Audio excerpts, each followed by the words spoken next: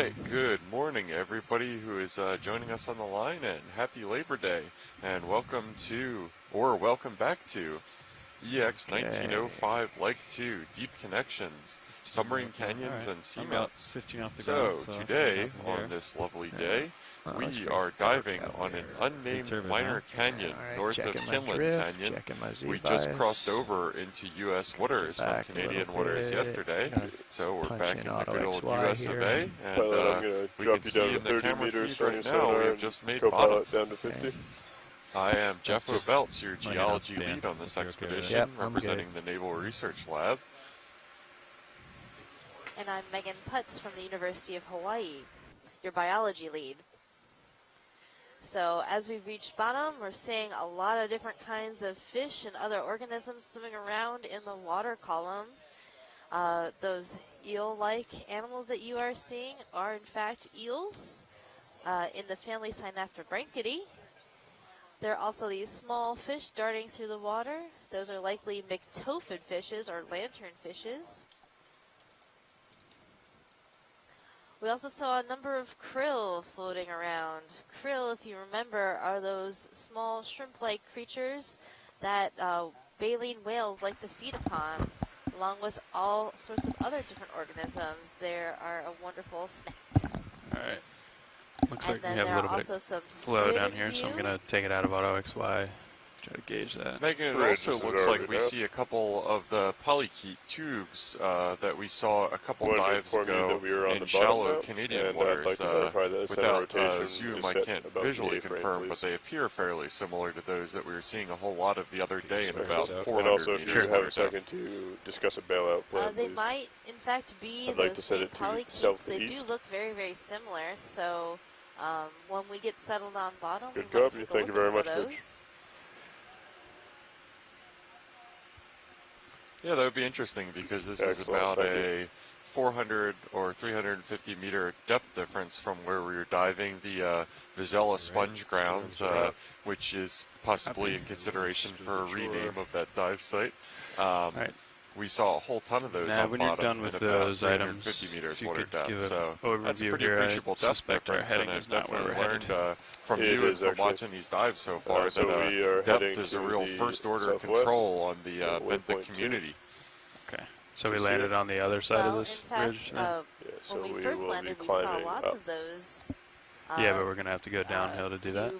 Dwelling polychaetes, but as we transected up slope, All right. they just kind of sort of across it. disappeared from the community. Yeah, so you'll be it could crossing that this. their You'll depth be at 750 for a distribution, while. is Okay. deeper And then, to shallower next move water, I was planning on putting in and then was they going to sort of be a 30-meter disappeared move around, at 205. 300 meters. 210 right now. So, you know, the more we explore in these areas and the more we learn about the distributions of these animals in our oceans. There we go. And when you guys are ready for that, I'll go ahead and put it in. How far? 30 meters, that's 30 meters. Yeah, I'm good for that. So as is always the case, the substrate that we landed on is relatively I think we're good for that. fine-grained sediment, and that's not a coincidence. We always look for a relatively soft landing spot for the ROV, just to add a little safety measure in. Also note of this dive landing site is that even though we're planning on ascending the southern wall of this unnamed canyon, we landed as close to the northern wall as we can get.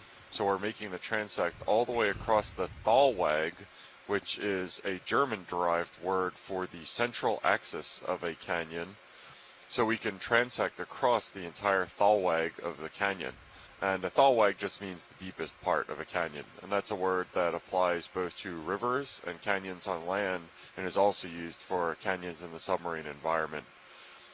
The reason that I requested Mike White, our mapping lead, to transect the entire Thalweg of the canyon is that it's a really good metric of how geologically active a canyon is. We've seen in some mid-Atlantic canyons to the south, including Baltimore and Washington canyons, an incision within the central axis of the Thalweg that indicated fairly recent geological activity. At least recent enough to not have that central incision axis be filled in with sediment of the slow drape that happens over relatively slow rates in this canyon, in these canyon environments during sea level high stands. So by crossing over that thalweg, we might see a little bit of an axis. It might be a fairly subtle feature on the ground here with an ROV. They usually do show up in bathymetry, but the hope is that we might observe some sort of sedimentary difference in that thalweg if it's active, or potentially a nepheloid layer going down the middle of the canyon, which is a layer of suspended sediment which have been observed transiently or infrequently, intermittently within these canyon environments during past dives.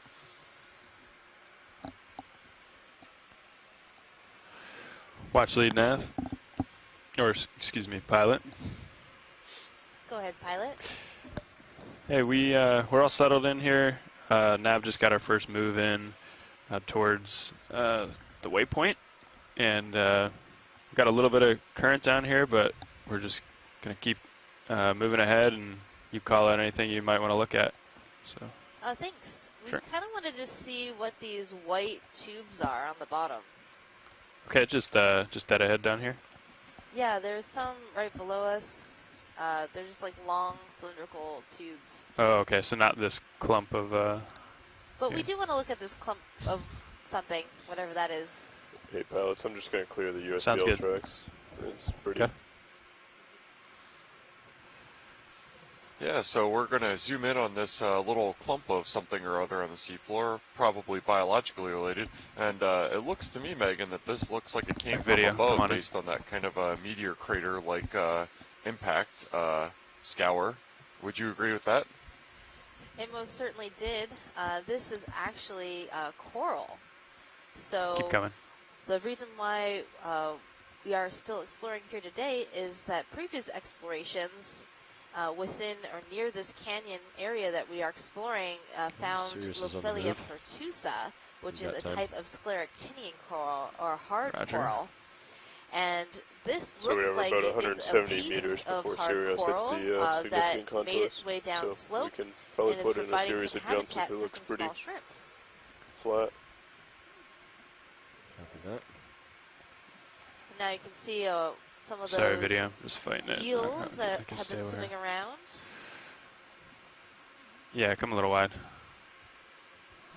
Just have one foot Megan, down. do you have any idea why we might be seeing just a isolated piece of coral in the middle of this canyon access? I would expect that if it was a debris failure or a slope failure from the canyon wall, that there might be some rock attached to it, but it just looks like the piece of coral itself. Do they, after the coral die, do they tend to just break down and detach? Is this a thing? So Lophelia forms mounds, and sometimes we'll just get a good image of this here. Can break loose because it's sort of a bramble kind of coral, and if it maybe got hit by something, let's come back in, or let's try just, lost some structural integrity, that might be why we're seeing a small portion of it that has broken off and made its way down slope. 80 degrees. But this is a good sign for later in our dive as we make our way up slope. We should be seeing this coral, Lophelia pertusa. I think we don't have a ton of time here. Yeah, and we can take this as a good omen. And also of note, as with most any sort of hard substrate in this environment, this has been pretty colonized with associates. Can you tell me about these little shrimpkins here? I love that word, shrimpkins. They do feel very shrimpy. So these are a type of shrimp called shrimps. They are very distinct in that if you were to see the side of the tail of the shrimp, the second I'll take off as you so that come second out. scale within the shrimp's tail overlaps with the first and the third. That's a fun identification fact. Yeah, it sounds pretty diagnostic. Unfortunately, none of those were showing us our tails, so we couldn't put that into action right now, but there's still plenty of time. Complete.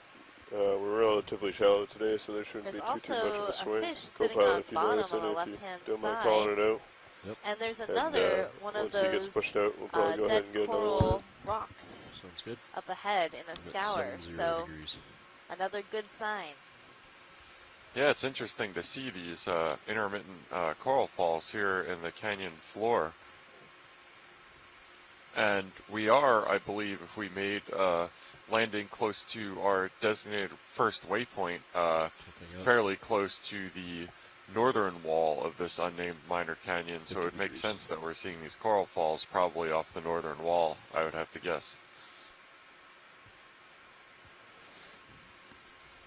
Tyler, can we get a zoom on one of those horizontal tubes on the seafloor when you get a chance?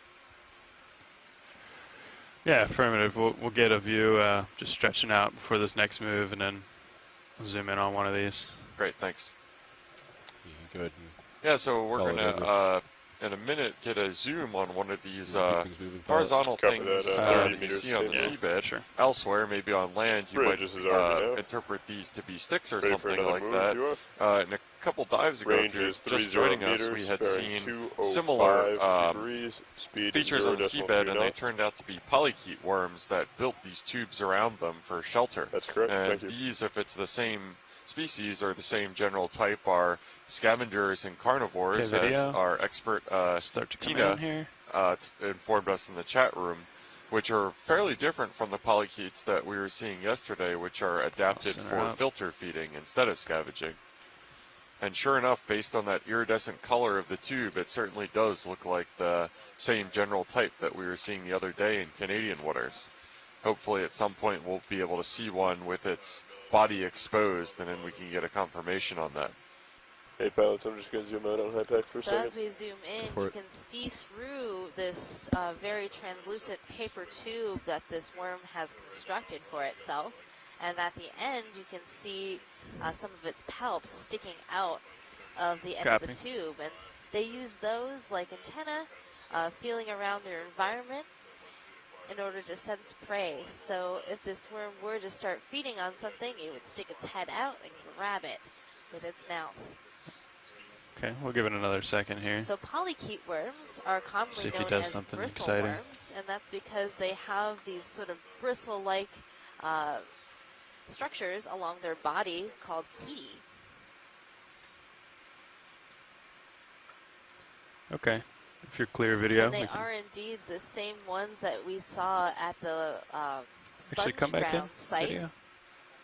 Yeah, just right below it. There's a translucent thing there. And they were very abundant at that site. They're not nearly as abundant here, but we have been seeing them regularly. So it'd be interesting to see where there are higher abundances of these polychaete worms. And this small little animal that we're seeing in the sediment might be a sea cucumber, a very, very tiny sea cucumber. Maybe that's why we hadn't been spotting them earlier, because we can come wide. Just wanted to get eyes on it. Too small for us to see from far away. I even remember you mentioning, we were talking about sea cucumbers yesterday, that they might be transparent as well. And at this zoom, we would have no chance of seeing one of those. So yeah, that's interesting. I always associate them with kind of bright colors and being fairly conspicuous, and also fairly large too. I guess these are a fairly different variety, if that indeed was a holothuroidean that we just saw. That was a really strange fish that just swam by.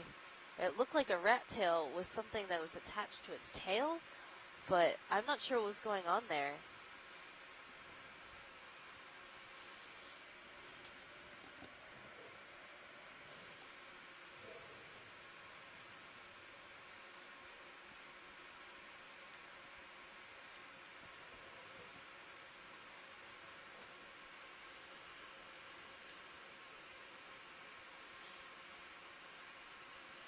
You still got that echo over there, huh? Yeah. But not the one on the port side. That's weird. I was hoping when we charged up the cylinder would get down below that. Yeah, but apparently not.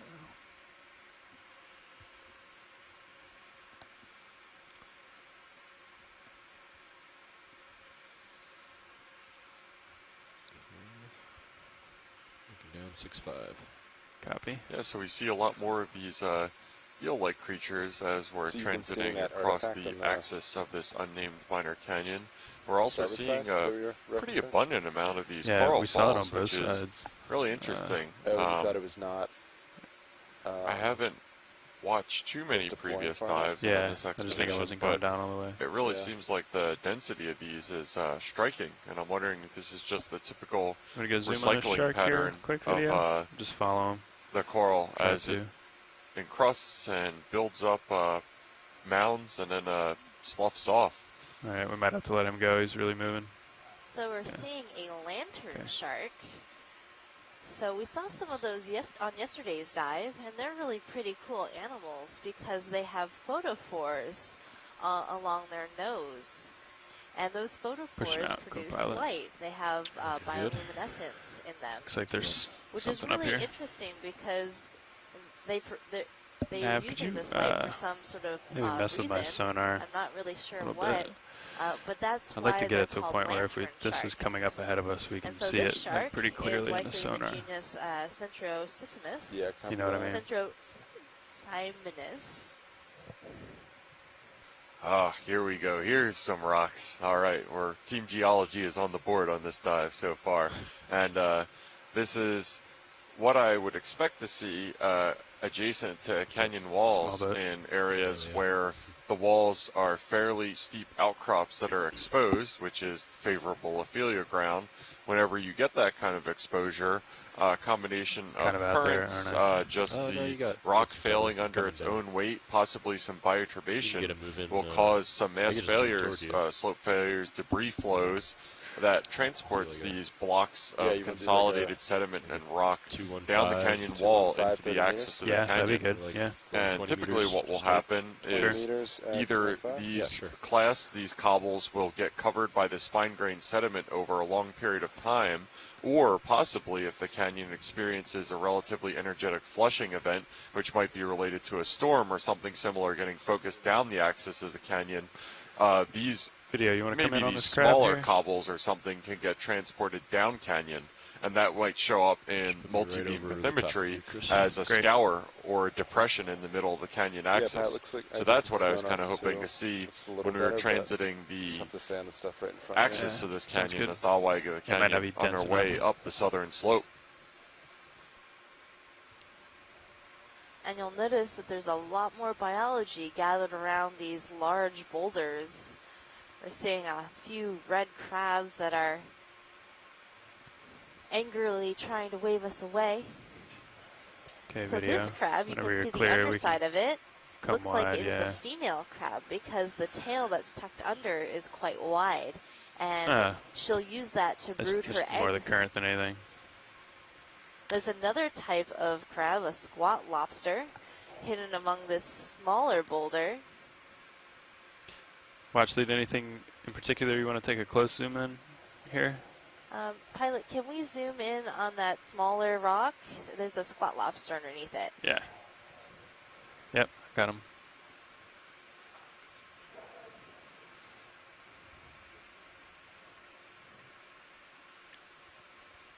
Okay, let's come on in. Yeah, and Tara Luke, on one of our scientists ashore, followed up on the lantern shark comment that Megan was making, that it could be flashing those photophores. And I'll let you zoom the rest of the way whenever you want.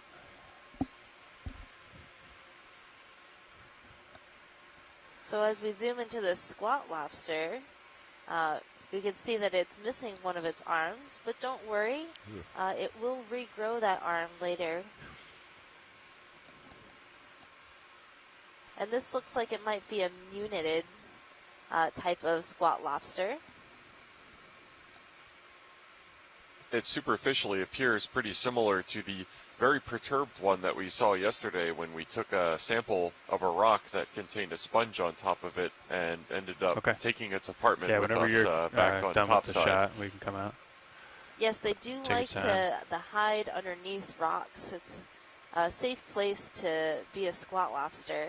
We often see squat lobsters also associated with corals and sponges. Sounds good. Brian, I'll let you call out if you want the I'm not sure what the eviction notice protocol is for the deep sea, but we definitely didn't give him 2 weeks. Let's come full wide. Yeah, sounds good. I'll also just seeing a number of demo if you sponges think it'd be good, just let us know. This rock. And then there's an anemone, a very large anemone, on the very top of this boulder too. Sounds good. Yeah, I'm gonna. Pilot, can we get lasers, please? Sure. Lasers are on. Yeah, so I just requested the lasers to be turned on the ROV to get a sense of scale of these biological creatures and the rocks that we're seeing. The lasers that you see are exactly 10 centimeters apart, so we'll provide an absolute reference of scale. A lot of times when we're zooming in and you get a kind of distorted sense of scale, so these lasers will always provide the truth of how large the features we're looking at are. So in this case, it looks like based on the lasers, the largest boulder that we just saw is well in excess of 1 meter across. That's a fairly significantly sized clast, and we have a number of other debris that are in the size range of gravel, cobbles, but I would definitely call that first one a boulder for sure. Yeah, about so there's a wide range of sediment. So probably this was a number of large blocks that came off the canyon wall, and as they failed downslope, they broke into these smaller clasts, forming the poorly sorted rubble field that you see today. Can you tilt down a little? I want to see where that other rock is. Sure. So I don't catch it. One of the good rules of thumb that us geologists have for determining how far a slope failure travels is to look at the sorting of the debris field that ends up at the end of it. So this one, because it just looks like a huge mishmash, we know that this is a pretty classic debris flow, or a submarine landslide, or a slope failure, potentially even a slump. This is all just general terminology for a failure that doesn't undergo a lot of self-organization on its way to its final depositional ground. So this would be something that fell from a canyon wall not too far away, and this is its final ground. There's probably not a large distance between the excavation site where the rock is sourced from and its deposition area where it eventually came to rest. And that stands in pretty stark contrast to a geological phenomena or physical oceanographic phenomena that you may have heard of called a turbidity current, in which a similar slope failure happens on a steep enough slope that the sediment mixes with water overlying the slope failure and becomes a less dense fluid and sediment entrained body that can transport sediment tens or hundreds or even thousands of kilometers away from its source area. When you see these depositional area of a turbidity current, because everything gets entrained into the sediment gets sorted into component grain sizes in very neat manner. So it doesn't end up like that really unsorted, rough debris field that we just saw a couple minutes ago. It'll be sorted layers of sediment from coarsest on the bottom, which settles out the quickest, to finest at the top. I don't see any coming off of it, though.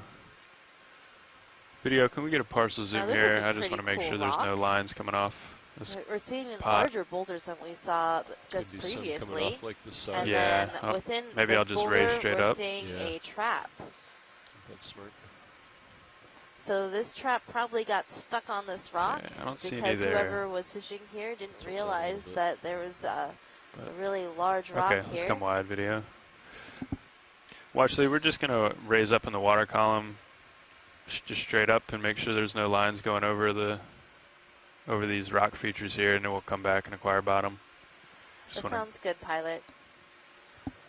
So we were going to raise up in the water column to check out this boulder, make sure there isn't any lines that might be an entanglement issue for our ROV. I don't see anything. And while we're seeing this view, you can actually get a sense of scale for how large this boulder is. And I'm also seeing a number of different animals on the boulder. There's some corals that I might want to check out on the left-hand side, and there's a interesting sponge right there in the middle. City hazards. Okay. All right. Okay, watch lead. We're comfortable now. I heard corals on the left-hand side. Yes. All right. Let's go take a look. Yeah, and it looks like the slope failure that generated these very large boulders in the central axis of the canyon. The way that geologists measure slope failures is in terms of volume of sediment displaced. So that can be measured either at the evacuation area by measuring the scarp left by this canyon by the submarine landslide, or the depositional area, what we're seeing now. And the standard units of measurement for that is either cubic meters or cubic kilometers for extremely large events of submarine landslides. So a cubic meter, as you can probably imagine, is just a volume measurement meter on a side. So this one would be maybe tens of cubic meters. You can picture those lasers are 10 centimeters apart. So 10 of those on a side, it's quite a lot of sediment being displaced. And it looks like we have some pretty nice looking incrustation on this rock, giving us an idea of how long it's been there. Can you tell us a little bit about this coral community, Megan? Which one do we want to take a look at first, Megan? Let's look at the purple. Okay. Because purple is a Come on, video. I know everybody's probably really excited to see the purple, because purple is such a bright and interesting color in the deep sea. So we're looking right now at this purple coral. It's a type of octocoral called a stoloniferous coral. And that's because the polyps you see are encrusting this rock. They're not creating their own skeleton like you mostly associate it with corals. And they're connected by what's called a stolon. And that's how this colony stays connected. Roger. And so this purple coral is likely in the genus Clavularia.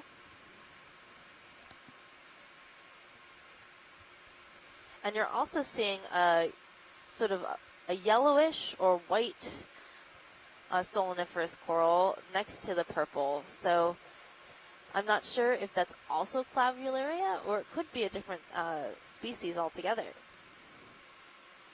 There's the white. And we're seeing the same shrimps that we saw on that solitary chunk of Lophelia, that hard coral rock that we saw right at the beginning of the dive. There are also some small demasponges, zoanthids, and cup coral just below this purple coral.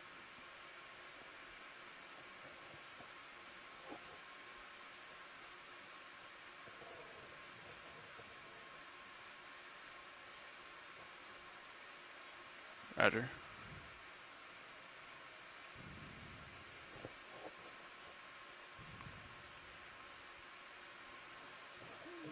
So I'd really like to get a good look at one of these cup corals. Looks like a little shrimp. Okay.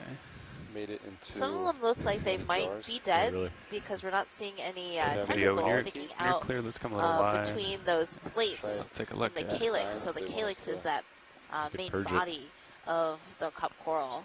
And they're called cup corals because they're a solitary polyp. The colony will never get larger than this, so it's just one individual creating one polyp.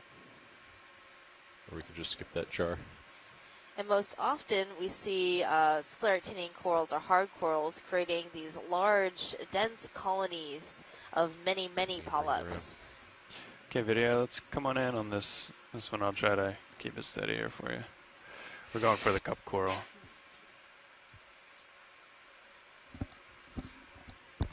See it there. So this cup coral might be in the genus Desmophylla. Yeah. Coming, tilting down. I guess if they're able to just swim in. And you can find cup corals even in shallow water. So when you're diving on a coral reef, you might have seen a cup coral before. Might try to touch here.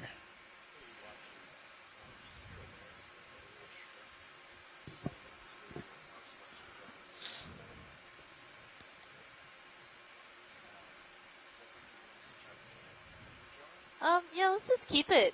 That'll be an interesting unintentional sample. So we had a small shrimp, probably a krill, volunteer to swim into one of our suction sampler containers. So we've collected a sample without having to try. But I'm sure if we had tried to collect some of those, probably wouldn't have worked. It's always easy when they sample themselves, Megan. So we'll write down the depth, time, and location for that sample so we can log it with the rest of our samples. Trying to get this cup coral here. Okay, video. Which container was that in? Suction jar number 1. Okay, that's in suction jar number 1. Further down in the list. Yeah. So now we're zooming into a very vibrant and alive cup coral. You can see that nice orange tissue and the tentacles of the polyps sticking out from between those ridges that you saw on some of those other cup corals. And this is a desmophyllum cup coral. Yeah, that one definitely looks a lot more vibrant, and I can definitely see the difference between the dead ones that we were seeing before, or possibly dead ones, and this one, which looks very vibrant and very alive. Let's come out. And also, as we've zoomed in, you can see how encrusted this rock is with so much biology, so many different kinds of demosponges and hydroids, anemones, shrimp, cup corals, stoloniferous corals. Perhaps we can get a look at one of these really fluffy yellow branching corals. Sure.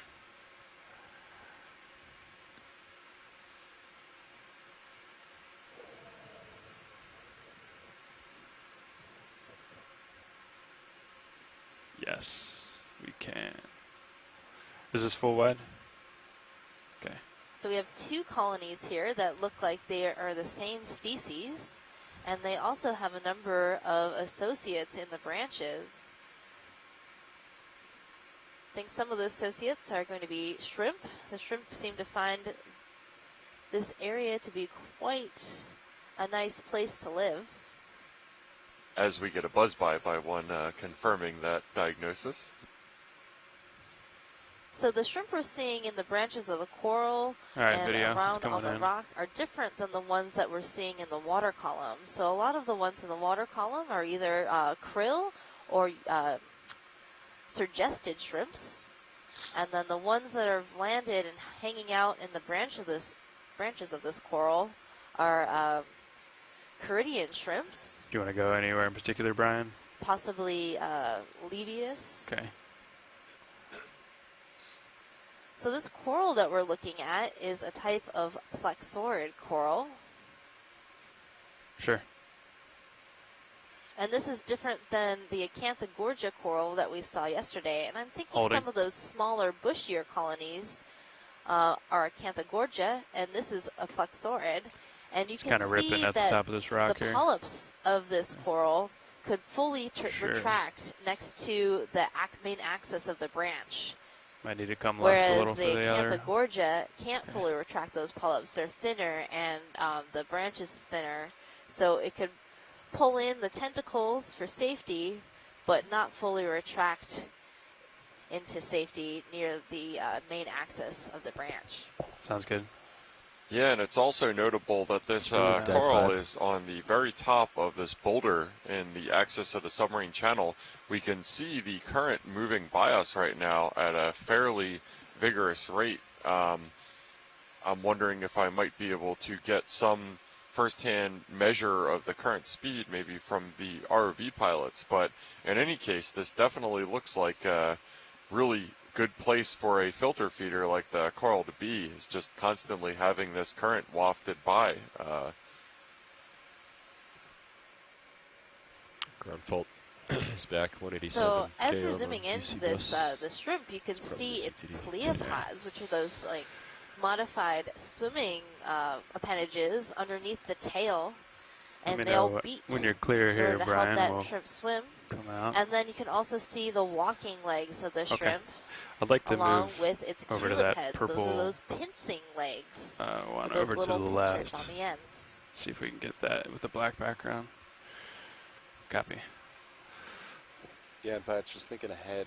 Do you want to move around this feature? or rise over top. Yeah, this boulder is definitely its own self-supporting community for sure. So I think we'll go off. It looks like a couple crabs that we saw of the previous kind as well. And like 40 degrees Pilot, off can of we zoom one of those light track. yellow bushy colonies? Sure. So I'm really interested in seeing if I'm right and with my identification of a possible Acanthogorgia.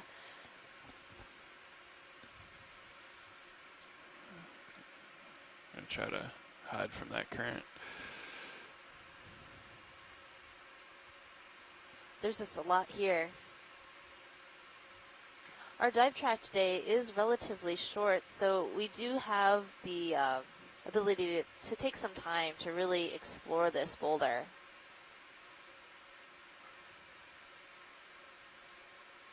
There's also an interesting tube sponge in the lower right-hand corner.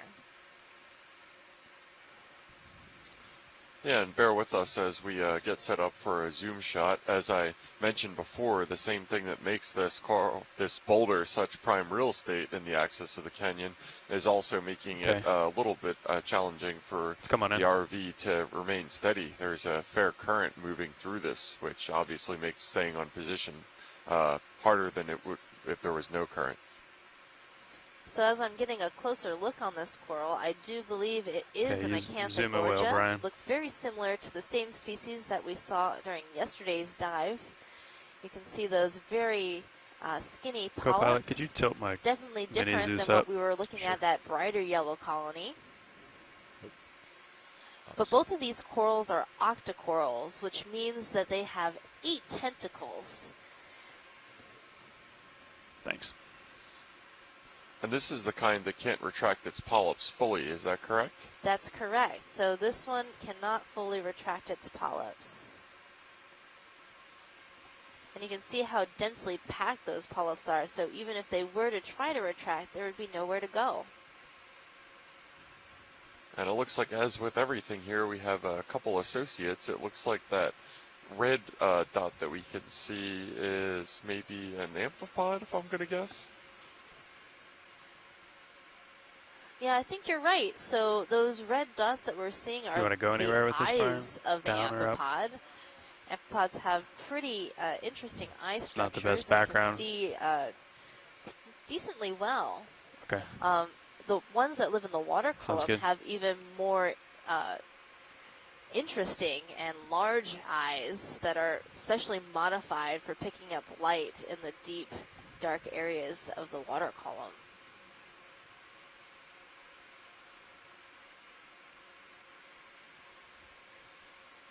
Craft is clear, right? Looks close, but yeah, it's close. But,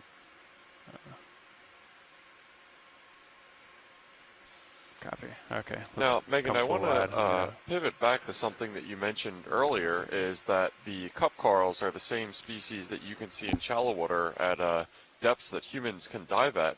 And down here, I believe we're at a depth where there's not much or, if any, light penetrating. So do these cup corals have any interaction with light, or is it just strictly optional for their existence? So these cup corals and the corals in general at this depth do not have any photosynthetic symbionts that you might see in shallow waters. They are fully reliant on capturing their own food from the water column. And that's probably a good life strategy if you're not sure if when you settle down on a rock whether you're going to be in an area with or without sunlight. That's right. Yeah, and it looks like on this rock we're also seeing, we saw a sea star as we were drifting past before. Now on our lower right we have what appears to be a brittle star, maybe not as brittle as the kind that we saw in incredible density and abundance yesterday. So I spotted this white sea star. I'm thinking if we zoom in on it, it might be a star called Henricia. And then there's also this sponge that we saw yesterday, Ascanema foliata, a type of glass sponge. And it was found in an area that was mostly covered with sediment, and one of the sponge experts on shore said that it was likely attached to a small rock underneath the sediment that we couldn't see, and here we see it attached to this very large rock. So, yes, it does seem to have a hard substrate attachment need.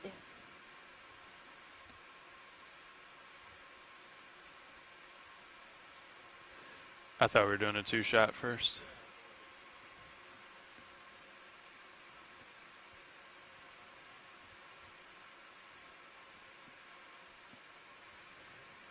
And all around us, we're seeing these synaphobranchid eels swimming around. They're commonly known as cutthroat eels. Possibly attracted to the krill and shrimp that we see floating around us, following our lights, I believe.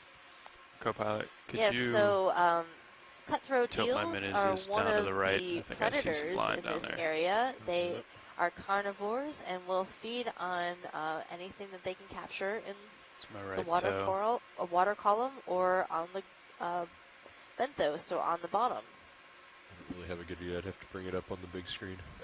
From my perspective, it does look like line. Yeah. Do you mind if I bring it up? No, go ahead.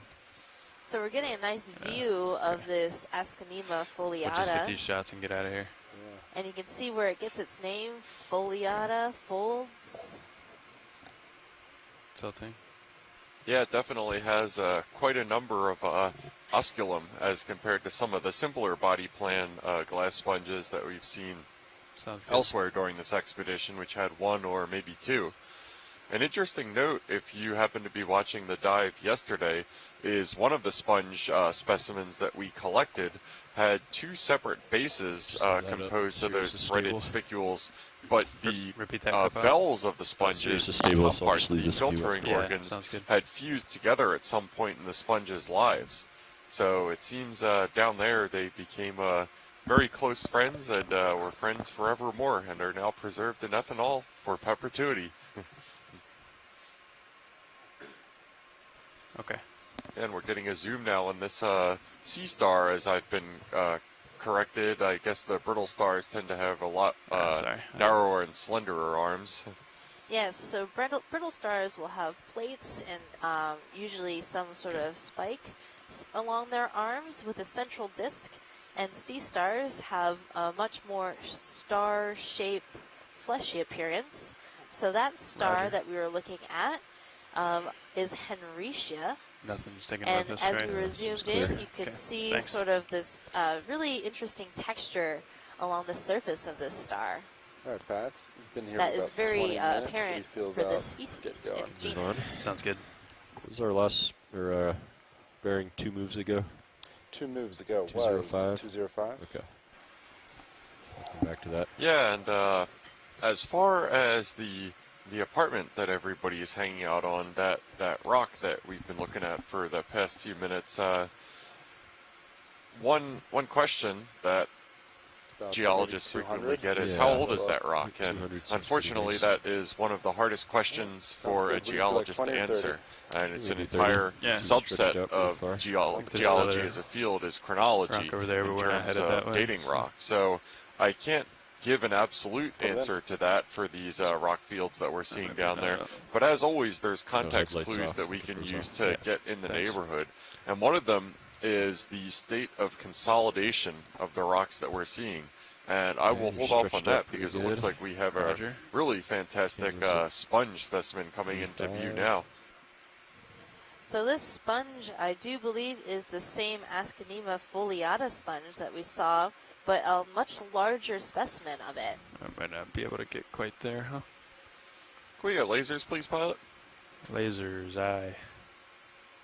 Yes. So putting the lasers on this sponge will help us understand exactly how large it is. A lot of times when we're viewing the video, we don't have a frame of reference to see how big things are to each other. When we see them on our screen, depending on the size of the screen, we might make assumptions as to how large it is, because well, you know, you have a giant 72-inch screen in front of you, it might look like, you know, it's the size of a dinner plate or a turkey. But with the lasers, you might see, oh, well, maybe it's more a more manageable size, maybe a chicken. Well, actually, we're headed that way. It's just right at the end of my tether, so I don't want to push it too much. So we're just going to give it a few minutes here. Yeah, but now that we have our lasers on, we can confirm that the sponge is indeed fairly large. That's 10 centimeters between the lasers, so it looks like this sponge is approximately 50 centimeters or larger in width, probably about 30 or 40 tall. So that's quite a large individual, I think. And also of note has been this swarm of squid that we've been seeing going past us. We kind of expected these visitors, considering when we were doing our safety checks and our color calibration at approximately 600 meters of depth. We noticed a quite abundant field of krill in our vision, and squid like krill as much as whales do, and so it's no surprise that we're getting a visit from the Squid Club. Okay, video, you want to fill frame here? So these squid that we're seeing are a shrimp in there. Squid called ilex, and they're commonly known as the short fin squid.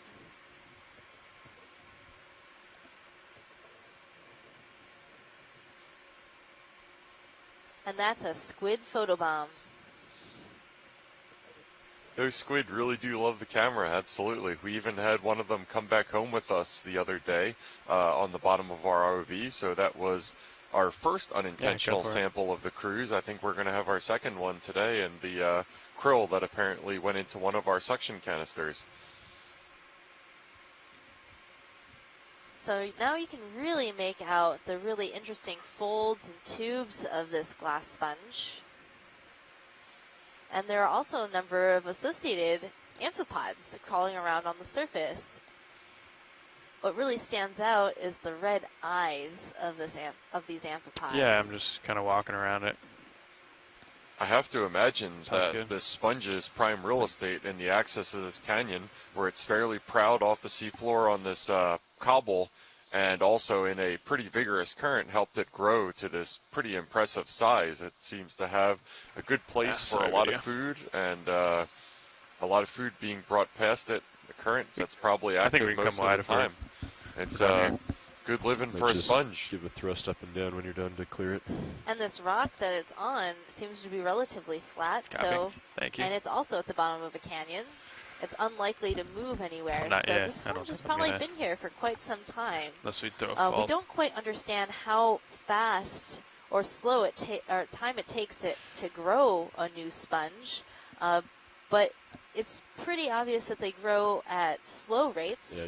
Yeah, but it's hard to date sponges to understand when they first started growing. Each side were different. But areas where we do know the age of the substrate, say a shipwreck, if we know the date that wreck occurred, we can see how long it takes for different organisms to colonize that area, and that gives us a sort of sense of the time it takes for these animals to grow. Got a little bit more tether. Push out. Yeah, and as you mentioned, this is probably a pretty good place to be right now. This access to this canyon, even if this has some level of activity during our current high sea level, and that's high relative to glacial cycles, when about 120,000 years ago, that's the periodicity of glaciers between sea level high stands. About 60 or 70,000 years ago, sea level would have been much lower.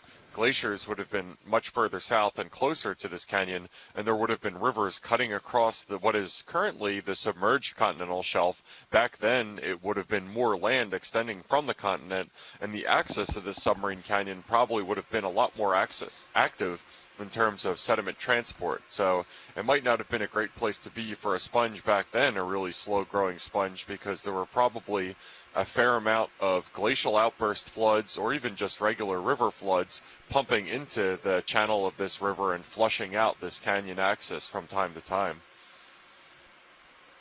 Could be picking up something again. And you can also see these small little white bits scattered around on the seafloor are actually scleractinian coral pieces, likely Lophilia pieces from up higher on the slope where we're headed next.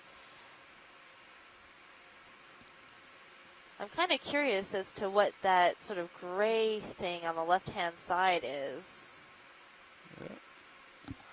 Gray. Yeah, it was gray, nestled in between the rocks.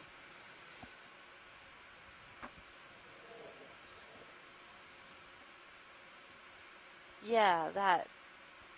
Oh, gray. I thought you said ray. Oh, and I think I spotted an octopus head. You want to come on in here, do a quick zoom, see if it's might be trash. Oh, yeah, I think it's just a piece of plastic. But I did spot an octopus head off to the left.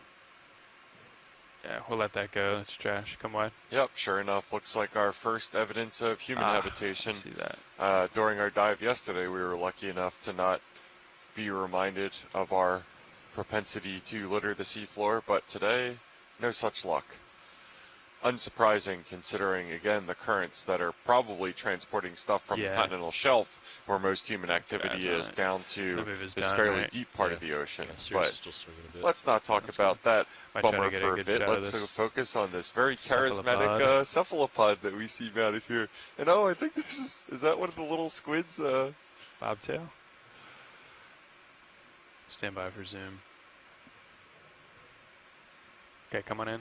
I think he's a little shy. Yeah. Oh. Nope, no, it wasn't an octopus. It was a squid. Nope. It fooled me into thinking it was an octopus. Yeah, really large head. Usually the ratio of head to tentacle is that size for an octopus. It had me fooled as well. But I do believe it's a different species than the ones that we're seeing swimming around in the water column. You can see how rounded the body is and how it tucked its fins around its body. So it might be a bobtail squid. Yeah, that's right. I couldn't remember the name. You showed me a picture of those ones, and they are just cute as a button with their little large eyes and that short tentacles. And one more. Yeah, this one definitely seems to prefer hanging on the bottom a lot more than those short fins that kind of sail around going after the krill around us. It's still moving a little bit. Okay, I won't go back anymore. This is definitely a super cute animal. Absolutely. And Tara in the chat room, one of our scientists on shore, agrees that this appears to be a bobtail squid. Sounds good. It should settle out within a minute, I think. And if you're a fan of bobtail squid, there are shallow water species. Okay. I found one accidentally while kayaking one day. Found a piece of trash in the water, put it in the kayak, this looks like a and real out return, popped though. a little bobtail squid. Let's give it one more. Yeah, I think this this bobtail squid is having none of us, though. We're just trying to get at a respectful distance where we can observe it and bask in its majesty while not perturbing it and causing it to go seek another home. And I think its holiday hours are approximately none, Megan. The last one here. I wonder if you can feel the vibration of the zoom. Oh. That's a good little squid. Stay still for your close-up.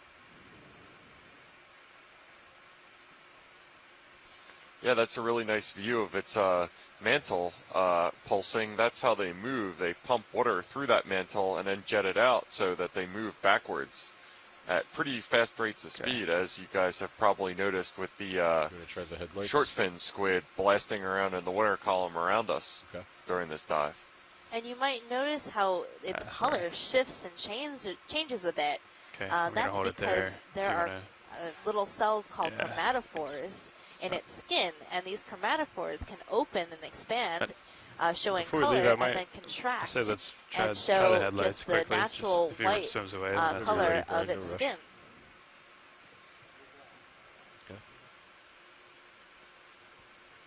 That was a good spot. It didn't turn out to be another octopus of the variety that we got a couple times yesterday, but also a good find.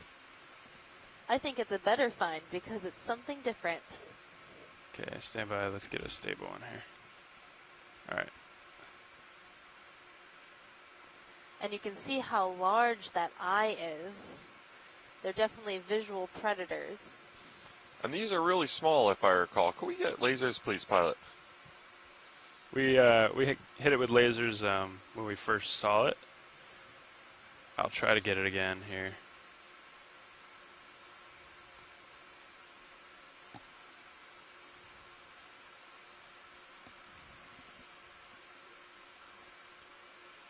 Okay.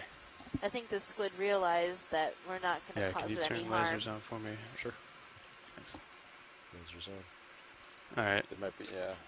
But when you're so small like this squid, you have to be cautious. You don't want to accidentally get eaten. All right, let's leave this guy alone. Thank you. Headlights off? Yeah, absolutely. And we just got a quick lasers on that to confirm that it is approximately 7 to 8 centimeters long, end to end. Smaller than some of its short fin cousins that we can see in the water column jetting around Thanks for right now. sticking with that, Brian.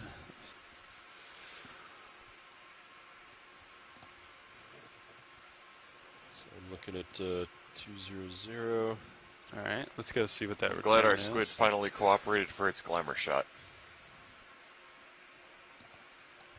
It's a little to your port, right? Yeah. Oh yeah, that is escape. Good call, Brian. Ah, and it looks like we have a skate-looking species here that is very well camouflaged with the seabed. As you can imagine, there is quite a bit more light here now than there would be naturally. And even with that extra light, it does a very good job of blending into the seabed.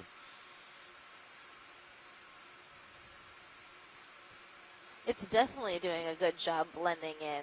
So we can tell that it's escaped by looking at its tail. The tail is fleshier than what you would expect of a stingray. And you'll see that its eyes are on the top of its head. And it seems to have some sort of parasite attached to it. Yeah. That's this sort of long, striped organism. It might be a type of leech. That rotator is walking. I didn't know that leeches were present in salt water. I thought those were freshwater species. I'm learning something new every day. Yes, so most leeches are freshwater, but we do have marine leeches.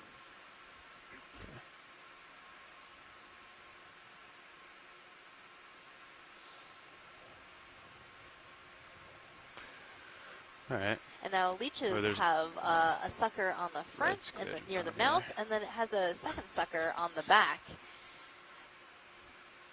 So I thought I saw on the back of that organism a rounded portion, which indicated to me that it was likely a leech. Okay, Brian. When you're clear, yeah, let's come on.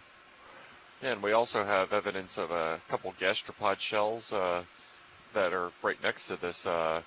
It's a skate with the fleshier tail, correct? Yes. Yes, yeah. So this is another environment where you never know how far away you're getting stuff from its original source. Again, it's relatively energetic currents for our current sea level high stand at this water depth. So you're getting stuff flushed down this canyon axis at a fairly frequent interval relative to areas of the continental margin where it's just a steep drop off the continental shelf. The shape of submarine canyons tend to focus and channel currents that can either be generated by storms or also from just tidal variations that happen on a regular basis. 20 to start? Yeah, that sounds good. 20 at 200? Sure. Yeah, and it looks like we're coming up to another spectacular boulder field here. This has been a really great dive for hard substrate so far, and it looks like a fairly similar community to the one that we were looking at maybe 10 or 15 minutes ago. A Venus flytrap anemone, that bushy coral that I cannot remember the name of right now. Pirouette here. So this bushy coral is a plexaurid coral, but you see that bright yellow patch in the middle? that's a different type of coral. I believe that if we zoomed in on it, we'll see that the polyps are different. They don't have that pinnate part of the tentacles that you'd see on an octocoral, and it'll likely have a different number of tentacles for each polyp. So more than 8, which would mean that it's a zoanthid coral or a parazoantha that is growing on this plexaurid coral. And so parazoanthids are a type of parasitic coral that grows on top of other corals.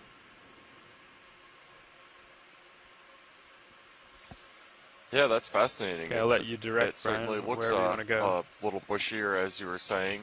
And so these parasitic corals, do they actually subsist on the coral that they're growing on, or do they simply use that larger, bushier coral